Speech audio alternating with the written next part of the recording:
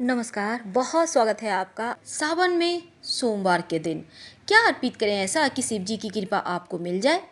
जी हाँ दोस्तों, शिव की कृपा होना अपने आप में अद्भुत होता है। बहुत ही ज़्यादा एक जीवन को संवारने के लिए ये चीज़ें बहुत ज़रूरी है। और भगवान शिव की अगर आप मन से सिर्फ एक ही लोटा जल अर्पित करते हैं तो वो बहुत खुश हो जाते हैं। और इनकी पूजा में शिव जी की कोई तस्वीर की पूजा नहीं होती, बल्कि शिवलिंग की पूजा होती है, तो सभी जानते हैं। जल अगर आप नमः शिवाय का उच्चारण करते हुए शिव जी पर अर्पित करते हैं तो हमारा स्वास्थ्य उत्तम होता है, हमारा विचार उत्तम होता है और जीवन में प्रेम पूर्ण आनंद मिलता चला जाता है। दोस्तों, अगर आप शिवलिंग पर केसर अर्पित करते हैं तो इससे हमें सौभाग्य की प्राप्ति होती है। और गुड़, शक्कर या गन्ने का रस ये अर्पित करने से, अभिषेक करने से शिवलिंग का सुख और समृद्धि बढ़ती है और कर्जे से भी मुक्त होते हैं। जीवन में जो दरिद्रता रूपी परेशानी है वो चली जाती है। अगर आप शिवलिंग पर इत्र अर्पित करते हैं तो आपके विचार भी पवित्र होते हैं, मन भी शुद्ध होता है और गलत चीज़ें आपको आकर्षित नहीं करती है। आप सही रास्ते पर चलते हैं और जीवन में आपका जो खुशबू है, आपका जो मान सम्मान कीर्ति है वो बढ़ता चला जाता है। शिव जी को दूध बहुत ही प्रिय है, क्योंकि उनका जो कंठ में भांग है, जो कंठ में विष है, भांग के जरिए काटता है, दूध के जरिए ठंडक पहुंचती है। तो आप दूध जरूर अर्पित करें, इससे आपका स्वास्थ्य भी उत्तम रहेगा और बीमारियां भी परेशान नहीं करेगी। दही दही अर्पित करने से शिव जी को जीवन में आने वाली तमाम ज्ञात अज्ञात बाधाएं समाप्त होती है। और अगर आप घी अर्पित करते हैं शिवलिंग पर तो संतान संबंधी तमाम परेशानियां खत्म होती है, उत्तम संतान की प्राप्ति होती है। तो इस बार घी अर्पित करना मत भूलिएगा। चंदन चंदन शिव जी पर अर्पित करने से हमारा व्यक्तित्व आकर्षक होता है और मान सम्मान दिन ब दिन बढ़ता ही चला जाता है। शिव जी को भांग, धतूरा ये सभी चीज़ें जरूर अर्पित करें। जीवन की बुराई रूपी जो दरिद्रता है वो समाप्त होती है। शहद शहद चढ़ाने से सिर्फ पानी में ही मिठास नहीं आती, बल्कि कर्ज से भी छुटकारा बहुत आसानी से मिल जाता है। पंचामृत पंचामृत जरूर शिव जी को अर्पित करना चाहिए। ये सबसे ज़्यादा आसान और सुख को प्राप्त करने वाला है। अब पंचामृत कैसे बनता है? दूध, दही, शक्कर, शहद और घी, बहुत जगह इसमें गंगा जल भी मिलाते हैं। तो इस तरह से पंचामृत बन गया। और इसमें तुलसी के पत्ते मत डालिएगा, शिव जी को तुलसी पत्ते अर्पित नहीं किए जाते हैं। शिव जी का अभिषेक करें और थोड़ा सा बचा लें इसे, या फिर वो जो आपने अर्पित किया शिवलिंग का जो बेदी से बहते हुए गिर रहा है वहाँ पर से उठा लें थोड़ा सा और प्रसाद के रूप में पूरे घर के परिवार के लोग ग्रहण करें। हम बात कर रहे थे शिव जी को कौन सा फल अर्पित करें। दोस्तों, सभी मौसमी फल शिव जी को अर्पित किए जाते हैं, लेकिन विशेषकर केला शिव जी को जरूर अर्पित कीजिए। केला अर्पित करने से जीवन की तमाम परेशानियों का अंत होता है और आपका बृहस्पति मजबूत होता है, भाग्य मजबूत होता है, संतान उत्तम पैदा होती है और संतान है तो उनका डेवलपमेंट उत्तम होता है। और साथ ही आपकी वाणी में एक वेट बढ़ता है, आप सही डिसीजन ले पाते हैं। यानी जितनी भी चीज़ें बृहस्पति देव देते हैं वो सभी चीज़ों का वरदान आपको शिव जी प्लस बृहस्पति देव दोनों मिलके देंगे।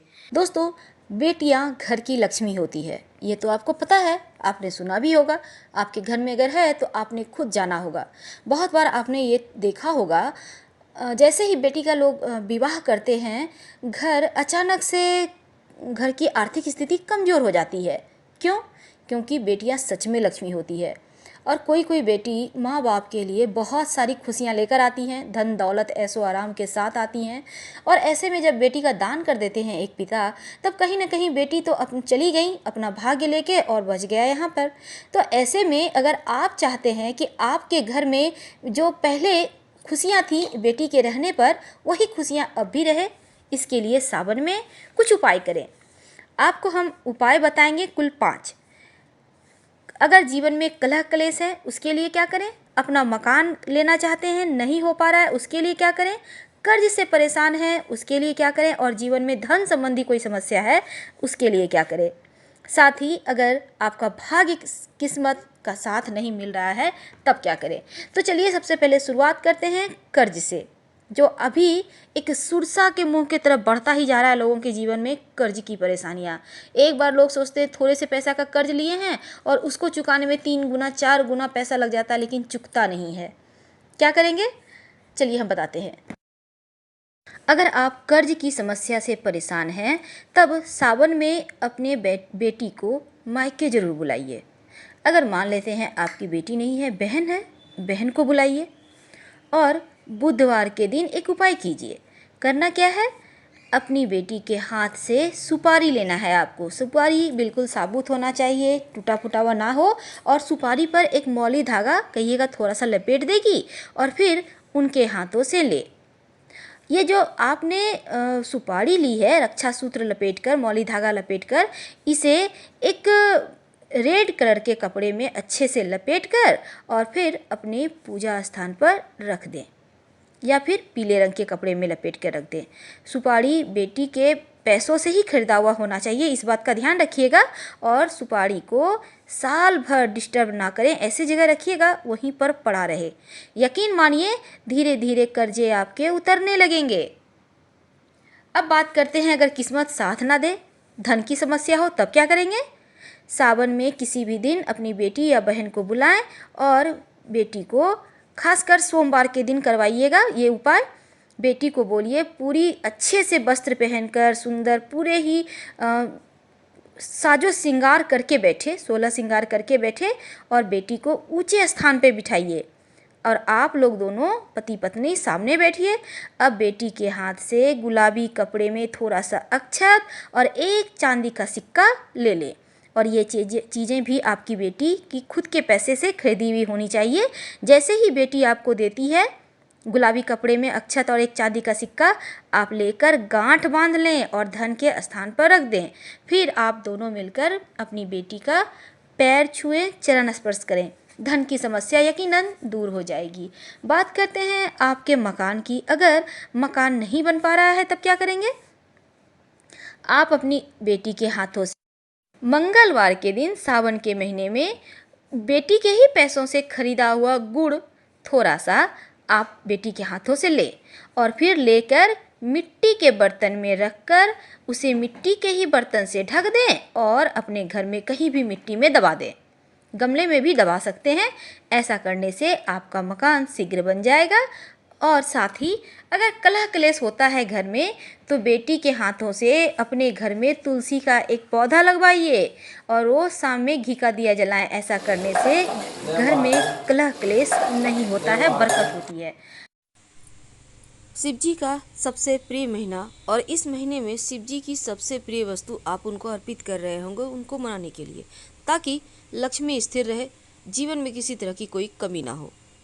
तो उसके पहले कि हम शुरुआत करें, आपने अगर हमारे चैनल को सब्सक्राइब नहीं किया है तो प्लीज़ सब्सक्राइब कीजिए, वीडियो को लाइक कीजिए, अपनों से शेयर कीजिए। तो चलिए जानते हैं कि जीवन की इस भाग दौड़ में जो मुश्किलें हैं, जो परेशानियां हैं, जो लोग आपसे जलते हैं, तंत्र क्रियाएँ करवाते हैं, कई बार तो भाग्य का लिखा ही कुछ ऐसा होता है, परेशान हो जाते हैं। तब इनसे बाहर निकलने के लिए, इन सभी चीज़ों से मुक्ति पाने के लिए श्रावण का महीना सबसे पवित्र और सबसे बेस्ट है। तो शिव जी को कौन सा वस्तु अर्पित करें कि शिव जी हो जाए प्रसन्न और आपकी भर दे झोली। और शिव मंदिर से क्या लेकर घर आए। देखिए, माना जाता है कि जहाँ देवी देवताओं को सुंदर वस्त्र, आभूषण, सुंदर पुष्प, गहने अर्पित किए जाते हैं, लेकिन भगवान शिव का सबसे प्रिय तो भस्म है, जिसे वो शरीर पर लगाए रखते हैं। तो सावन के महीने में शिव मंदिर जब आप जाते हैं तो चुटकी भर भस्म ले आइए। माना जाता है कि भस्म लेकर आप घर आते हैं, शिवलिंग पर भस्म लगाते हैं तो भगवान शिव अति जल्दी प्रसन्न होते हैं। भस्म आपको रेडीमेड भी मार्केट में मिल जाएगा। आप चाहें तो जो धूप बत्ती जलाते हैं उसकी भस्म में भी आप प्रयोग कर सकते हैं। और घर लाकर सिर्फ रखना नहीं है, सभी घर के सदस्यों को आप तिलक भी इसका कर सकते हैं। थोड़ा उनको थोड़ा सा नाम मात्र का खाने दे सकते हैं। अब देखिए, भगवान शिव के मंदिर से वैसे तो बहुत सारी वस्तु लाई जाती है, लेकिन जो आज हम बात करेंगे वो है धतूरे की। धतूरा का जो फल होता है, ये इसमें बहुत ज़्यादा पावरफुल शक्तियाँ हैं। क्योंकि इसको भैरव बाबा का अवतार या अंश माना जाता है। तो ऐसे में धतूरा का फल जब आप शिवलिंग पर अर्पित करते हैं तो शिव जी सबसे ज़्यादा प्रसन्न होते हैं। बारिश का मौसम है तो आपको आसानी से मिल जाएगा, जहाँ भी धतूरे का वृक्ष है या जहाँ से आप पुष्प खरीदते हैं उनके यहाँ भी मिल जाएगा। अभी सावन में वो लोग रखते भी हैं, तो आप वहाँ से एक भी ले लें और ले जाकर प्रेम से पास के किसी भी शिव जी के मंदिर में अर्पित कर दें, शिवलिंग पर चढ़ा दें। उसके बाद उस धतूरे को उठाकर घर ले आएँ, लाकर काले रंग के कपड़े में उसको लपेटकर बांधकर घर के मुख्य दरवाजे पर उसको बांध दें बाहर की तरफ से, या आप चाहे तो दुकान में भी बांध सकते हैं। बंदी दुकान खोलने के लिए भी ये बहुत ही पावरफुल टोटका है, प्रयोग है। आपके घर परिवार में किसी की नज़र नहीं लगेगी, आपको लोगों को एकदम सुरक्षा कवच देगा ये धतूरा। ये प्रयोग आप सावन के महीने में किसी भी दिन कर सकते हैं, जरूरी नहीं कि सोमवार को ही करना है, किसी भी दिन कर सकते हैं। अब देखिए नंबर आता है भगवान जी का प्रिय वस्तु बिलपत्र का। बिलपत्र की आप अर्पित तो करते ही होंगे। सावन के महीने में किसी भी एक दिन आप मंदिर जरूर जाएं। घर में पूजा करते हैं अच्छी बात है, पर एक दिन जरूर जाइए, क्योंकि मंदिर की ऊर्जा अलग होती है, घर की अलग। तो जाकर शिवलिंग पर प्रेम से बिलपत्र अर्पित कर दें। अगर आपके पास बिलपत्र ना हो तो चढ़ाया हुआ जो शिवलिंग पर पहले से बिलपत्र है, प्रेम से उठाइए, उसको धो लीजिए, फिर से आप उस पर चंदन से राम ओम नमः शिवाय आप लिखिए। आप उसके बाद इसको शिवलिंग पर फिर से अर्पित कर दें, जल अर्पित करें और एक बिलपत्र उठाकर अपने घर लाकर संभाल कर रख लें। फिलहाल विदा लें। हर हर महादेव। यहाँ बहुत कष्ट है, कर्जा भी बढ़ गया, तकलीफें भी बढ़ गई, बहुत दुख भी बढ़ रहा है, कहीं परिवार सही नहीं चल रहा है, तो प्रयास करते रहा करो।